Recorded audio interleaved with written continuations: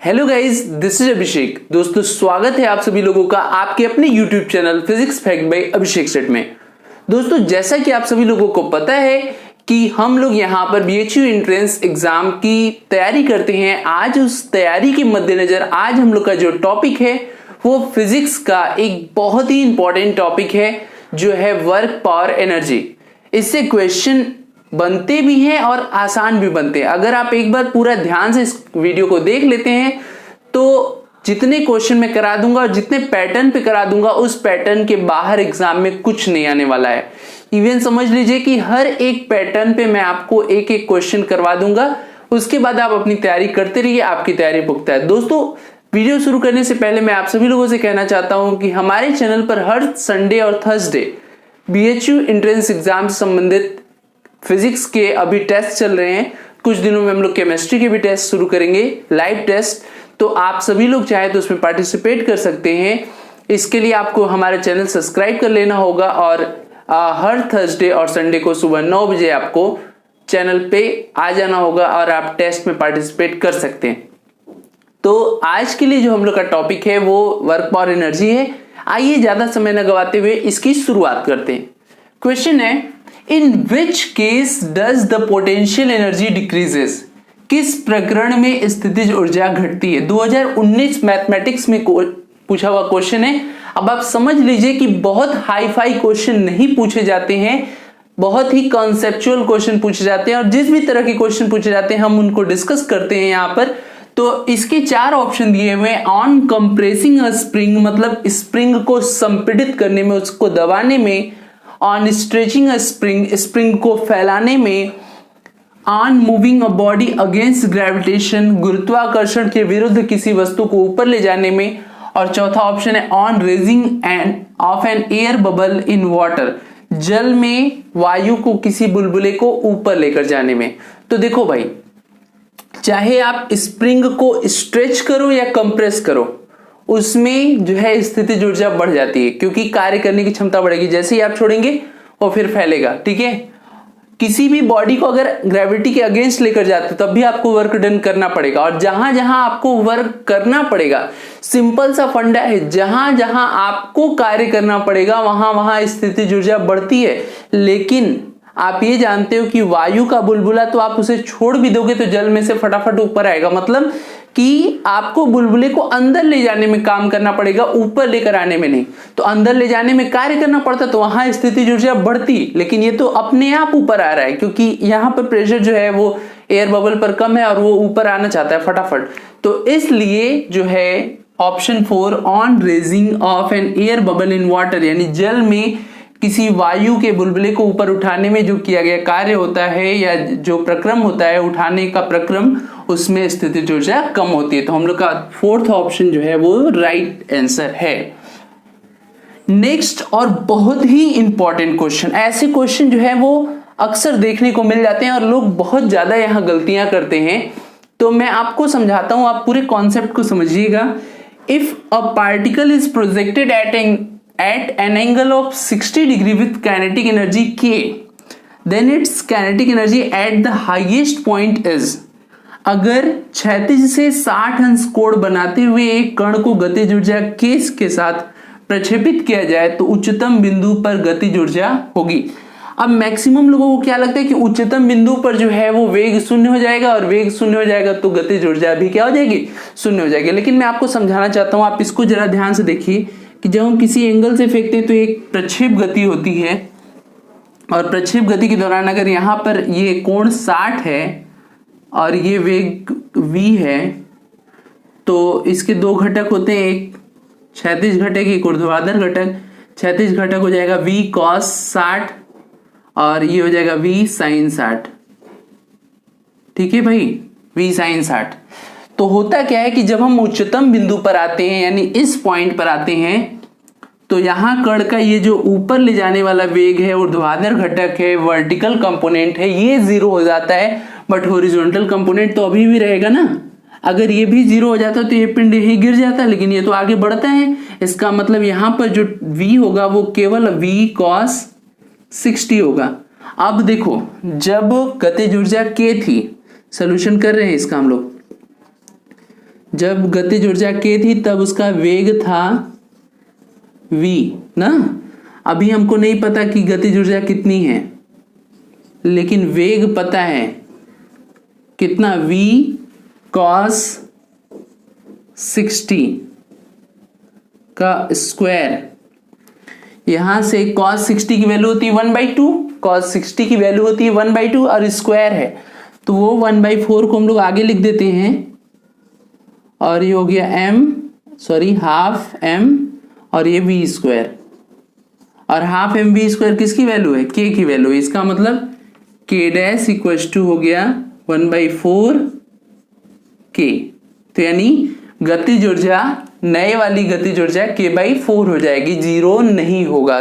Concept आप समझ गए। आप हमेशा वेग को फाइंड किया करिए, गतिज ऊर्जा अपने आप निकल जाएगी, क्योंकि द्रव्यमान चेंज नहीं होने वाला है, मास चेंज नहीं होगा, तो फिर के जो है वो वेलोसिटी पर डिपेंड करता है। हाईएस्ट पॉइंट पर वेलोसिटी 0 नहीं होती, बल्कि जो है जो आपका हॉरिजॉन्टल कंपोनेंट होता है यानी क्षैतिज घटक वही रह जाता है। क्लियर है सभी बच्चों को। चलिए तो हम लोग नेक्स्ट क्वेश्चन अब देखते हैं।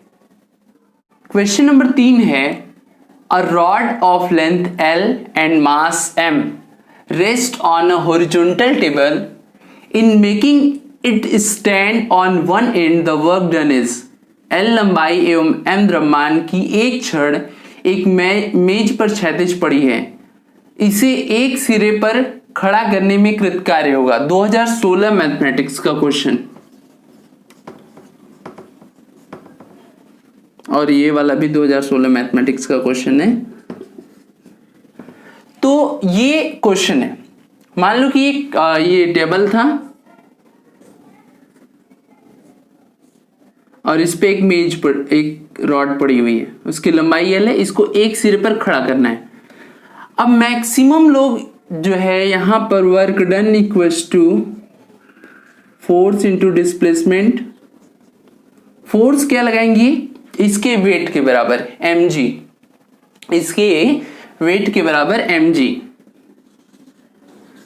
और ऊंचाई क्या है L, mgl लगा देंगे। ऑप्शन में भी mgl होगा, लेकिन आप ये ध्यान रखिएगा कि जब किसी भी चीज को खड़ा करते हैं या सीधा करते हैं तो उसका द्रव्यमान केंद्र M जो है वो यहां लाई करता है। तो जब आप उसकी लंबाई को रखेंगे L, तो L न रख के आपको L/2 रखना होगा, क्योंकि आधा काम जो है मतलब लगभग जो आपका फोर्स लग रहा है वो इस पॉइंट पर लग रहा है, और इस पॉइंट की इस एंड से डिस्टेंस कितनी हो जाएगी, सिर्फ L/2। इसलिए वर्क डन जो है वो mgL/2 ही आप लिखेंगे तो ही ये सही होगा। अदरवाइज दिमाग लगाएंगे ज्यादा कि नहीं L होना चाहिए, ऐसा होता है वैसा होता है, तो फिर गलत हो जाएगा। बस मैं आपको एक चीज बताना चाहता हूं कि कोई भी चीज लटकी रहती है या किसी भी चीज को उठाना रहता है या कोई भी चीज पड़ी हुई है, तो उसको उठाने के लिए जो आपका वर्क डन है वो जो फोर्स लगेगा वो उसके सेंटर ऑफ मास पे लगेगा, और लंबाई जितनी टोटल लंबाई होती है सेंटर ऑफ मास उसके बीच में लाई करता है, तो लंबाई आपको हमेशा हाफ लेनी है। तो अगर आप हाफ लेते हैं तो ये आपका mgL/2 आ जाएगा, और यही राइट आंसर है। ओके, क्लियर है। नेक्स्ट क्वेश्चन है, a ball falls from a height of 10 metre on a ground where it loses 40% of its energy due to impact, then after 2 impact the ball will reach up to height। एक ball 10 metre की ऊंचाई से धरातल पर गिरकर 40% ऊर्जा क्षय हो जाती है, 2 बार टकराने के पश्चात कितनी ऊंचाई तक पहुंचेगा। अच्छा, पहली बात यह है कि जब वह एक टक्कर कर लिया तो मान लेते हैं कि वो उसके बाद जो एक टक्कर के बाद जब वो ऊपर उठने की कोशिश करेगी तो 40% एनर्जी तो लॉस हो गई है, पर 60% तो अभी भी बची है किसका, mgh का। ठीक है, mgh का 60% अभी भी बचा हुआ है, और h कितनी दे रखी है 10 मीटर, तो यहां रख देते हैं 10 मीटर। और मान लेते हैं कि पहले टक्कर के बाद वो कितनी ऊंचाई तक पहुंचा है, h डैश तक पहुंचा है। देखो m और g चेंज नहीं होने वाले, इसका मतलब हो गया mg से mg कट गया, 0 से 0 कट गया, 0 0, यानी कि h डैश जो है वो 6 मीटर पहुंचेगा। लेकिन ये एक टक्कर के बाद है और उसने 2 टक्कर पूछा है। तो भाई देखो दूसरा टक्कर के लिए क्या होगा, वो दूसरे टक्कर के लिए h का काम कौन करेगा, ये 6 मीटर, और h डैश का काम कौन करेगा, वही तो हमें निकालनी है। तो होगा क्या, फिर दूसरी टक्कर के बाद फिर वो 40% लूज कर देगा। हर टक्कर के बाद 40% लूज हो रहा है, तो दूसरे टक्कर के बाद फिर उसके पास 60% रहेगा जब दूसरे टक्कर के बाद उठना शुरू होगा। तो mg लेकिन इस बार 6, ठीक है, और mgh डबल डैश कर देते हैं, कंफ्यूजन होगी आप लोगों को। हुआ क्या, देखो 1 0 से 1 0 कैंसिल हो गया, 1 0 से 1 0 कैंसिल हो गया, और mg से mg कैंसिल हो गया। तो h डैश की वैल्यू कितनी आ गई भाई, h डबल डैश की वैल्यू 3.6 मीटर, ठीक है। यही एग्जैक्ट होगा आंसर आपका। अभी क्या होगा कि अगर आप देखते हैं कि हर बार 40% ही लूज होता है, तो कंफ्यूज नहीं होना है। पहली बार में 40% लूज होने के बाद 60% बचा, उससे ये ऊंचाई तक जाएगी। अब जब ऊंचाई पहुंच गई 6 मीटर, तो अब वापस जब गिरेगी तो उस दौरान फिर उसके पास mgh ऊर्जा होनी चाहिए। लेकिन mgh तो तब होगी जब वो टक्कर के पहले होगी, टकराने के बाद फिर 40% लूज हो गया, तो 68% न बचा है mgh का जो उसको वापस उठाएगी। तो यहां से हम लोग का 3.6 मीटर आ जाएगा, ठीक है, क्लियर है। चलिए अब नेक्स्ट क्वेश्चन देखते हैं। क्वेश्चन नंबर 5 है, m और 2m द्रव्यमान के 2 कण समान संवेग से गतिशील हैं, उनकी गतिज ऊर्जाओं का अनुपात है 2 particle of masses m and 2m are moving with same linear momentum, the ratio of their kinetic energy is, okay। मतलब मोमेंटम दिया हुआ है, मास दिया हुआ है और काइनेटिक एनर्जी पूछ रहा है। तो देखो भाई मोमेंटम का जो फॉर्मूला होता है काइनेटिक एनर्जी के टर्म में, वो होता है 2mk। तो k इक्वल टू क्या हो जाएगा, p स्क्वायर अपॉन में 2m। इस चीज को ध्यान रखना।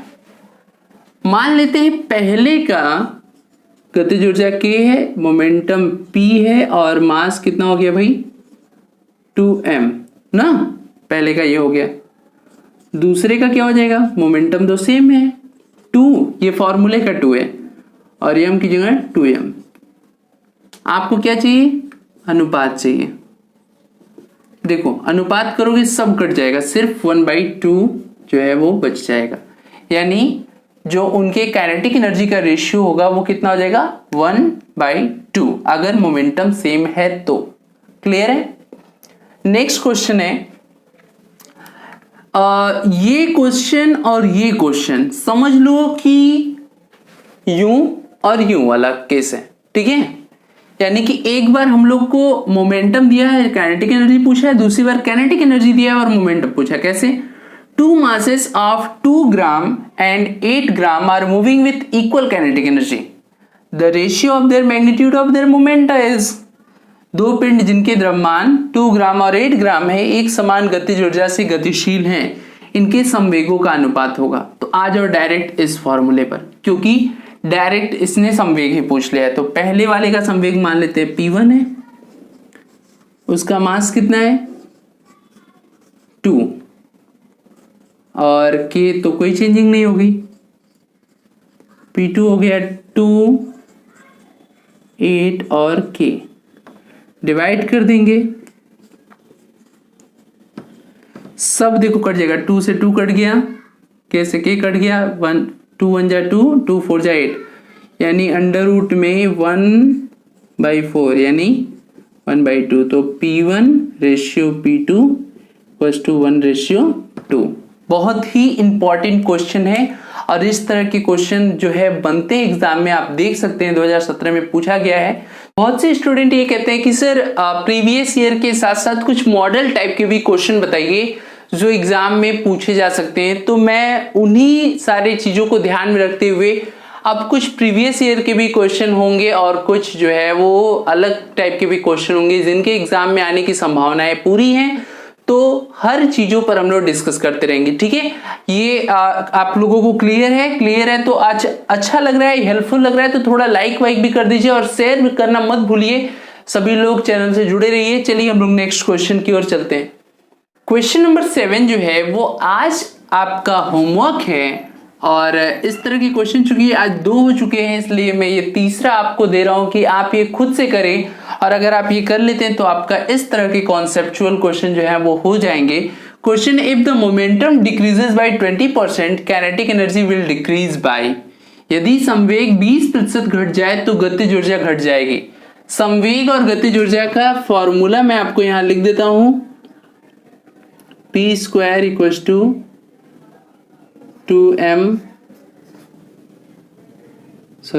2mk, ठीक है। इसी फॉर्मूले का यूज करके आपको ये लगाना है, तो आप इसको लगाइएगा और कमेंट सेक्शन में इसका आंसर जो भी आएगा 40, 36, 18, 8 में से जो भी आएगा उसे आप मुझे बताइएगा, ठीक है। नेक्स्ट क्वेश्चन है, a body of mass 4m at rest explodes into 3 pieces. 2 of the pieces each of mass m moves with a speed v, each in mutually perpendicular direction. The velocity of largest pieces. 4m द्रव्यमान का एक पिंड विस्फोट के पश्चात 3 टुकड़ों में टूट जाता है, जिनमें 2 पिंड जिनके द्रव्यमान m तथा वेग v है एक दूसरे के लंबवत चले जाते हैं। बड़े पिंड का वेग क्या होगा, ठीक है। चलिए तो इसका फिगर बनाते हैं। मान लो कि ये हम लोग का 4m का था, एक ऐसे गया है, एक इसके लंबवत गया है और एक जो है वो मोमेंटम कंजर्वेशन के लिए नीचे की तरफ, पीछे की तरफ आ जाएगा और ये रहा आपका 2m वाला। ये है मान लो v या v' सपोज कर लीजिए। इन सबको इसके घटकों में तोड़ते हैं तो ये वाले घटक एक दूसरे को निरस्त कर देंगे, जबकि ये वाले, अगर ये 45 होता है तो ये वाला कितना हो जाएगा, mv cos 45, ये भी हो जाएगा mv cos 45। ये दोनों एक डायरेक्शन में होने की वजह से जुड़ जाएंगे और यहां पर हम लोग लगाएंगे कंजर्वेशन ऑफ मोमेंटम यानी संवेग संरक्षण का सिद्धांत, और वो ये कहता है कि 2mv' mass into velocity equals to सामने वाला, तो mv cos 45 फिर plus mv cos 45, 2mv' equals to 2mv cos 45। 2m से कट गया, v' की वैल्यू आ गई cos 45 यानी v/√2। तो सबसे बड़े पिंड का जो वेग हो जाएगा वो आपका v√2 हो जाएगा। क्लियर है सभी लोगों को। चलिए इसको बढ़िया समझ लीजिएगा। ये वाला घटक जो है एक दूसरे को निरस्त कर देंगे क्योंकि डायरेक्शन उल्टा है।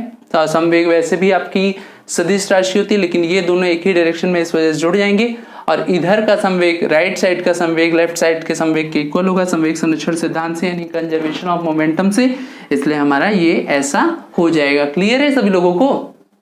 ओके, अब नेक्स्ट क्वेश्चन देखते हैं। क्वेश्चन नंबर 9 है, how much water a pump of 2 kilowatt can raise in 1 minute to a height of 10 metre. G की वैल्यू आपको 10 मीटर पर सेकेंड लेना है। एक 2 किलोवाट का पंप 1 मिनट में कितना जल 10 मीटर की ऊंचाई तक चढ़ाएगा। तो भाई देखो,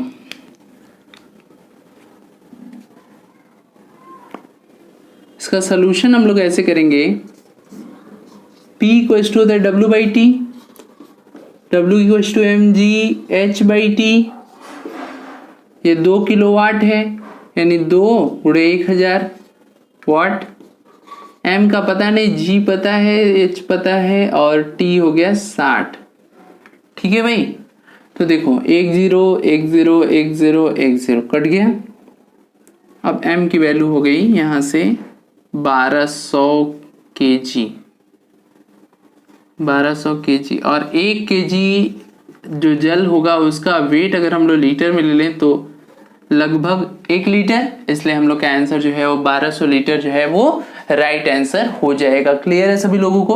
और लास्ट क्वेश्चन है, the work done in stretching a spring of force constant k from length L1 to L2 is, एक केबल नियतांक वाली स्प्रिंग को L1 से L2 तक खींचने में कार्य करना पड़ेगा। ऑप्शन है हाफ के L1 square minus L2 square, half के L2 square minus L1 square, के L2 square minus L1 square और 1/2 के L2 माइनस L1। तो भाई देखो, जो स्प्रिंग का बल ऊर्जा का सूत्र होता है वो kx स्क्वायर होता है, और ये जो ऊर्जा है वो कार्य के द्वारा ही संचित होती है। तो मान लेते हैं U1 हो गया आपका, और लंबाई L1 लेनी है, और U2 जब लोगे तो यही लंबाई आप ले लोगे क्या, L2, और आपको कार्य देखना पड़ेगा तो इसमें से ये माइनस करोगे तो आपका सेकेंड ऑप्शन सही हो जाएगा। तो दोस्तों इस तरह से आज का हम लोग का 10 क्वेश्चन का सीरीज खत्म हुआ। सारे क्वेश्चन बहुत इंपॉर्टेंट है। आपको हो सकता है एक आध क्वेश्चन में ऐसा लगे कि अरे ये वाला नहीं पूछ सकता, पर ये सारे क्वेश्चन कभी न कभी पूछे गए हैं, और अगर नहीं भी पूछे गए हैं तो इनके पूछने की संभावनाएं बहुत ज़्यादा बनती हैं, क्योंकि ऐसा कोई ये नहीं है कि BHU जो है वो टफ क्वेश्चन ही पूछता है। आप कई बार देखे होंगे, सैंपल पेपर भी मैं करवाया हूँ, प्रीवियस ईयर पेपर भी मैं करवाया हूँ, तो आप सभी लोग ये समझ सकते हैं कि ये सारे क्वेश्चन इंपॉर्टेंट है। और यकीन मानिए अगर आप जितने क्वेश्चन मैं करवा रहा हूँ उतने सफिशिएंट है आपके लिए। प्रैक्टिस के लिए आप करते रहिए, जितने भी बुक्स हैं, जितने भी क्वेश्चन है आप कर सकते हैं, लेकिन अगर आप इतना भी करके जाते हैं तो आपका सिलेक्शन जो है वो 80% तो पक्का है। 20% तो भाई कोई नहीं कह सकता 100%, पर मेरा ऐसा मानना है, क्योंकि मैं जब पढ़ाता हूँ ऑफलाइन क्लासेस में तो काफ़ी क्वेश्चंस जो है वो एग्ज़ाम में पूछे जाते हैं उसी सब्जेक्ट से। तो मैं वही कोशिश कर रहा हूँ कि आप लोग भी बहुत अच्छे से नंबर पाएं। तो आज की वीडियो में यही समाप्त करते हैं। नेक्स्ट वीडियो में मिलेंगे इसी के पार्ट 2 के साथ, जो काफ़ी ज़्यादा इंपॉर्टेंट होगा वो में, और कुछ और जो क्वेश्चन छूट गए हैं और जो प्रीवियस ईयर के भी क्वेश्चन छूटे हुए हैं उनको नेक्स्ट वीडियो में हम लोग कंटिन्यू करेंगे। तो कैसी लगी आज की वीडियो? अगर अच्छा लगा है तो लाइक करिए, दोस्तों में शेयर करना मत भूलिए और चैनल से जुड़े रहिए। Thank you.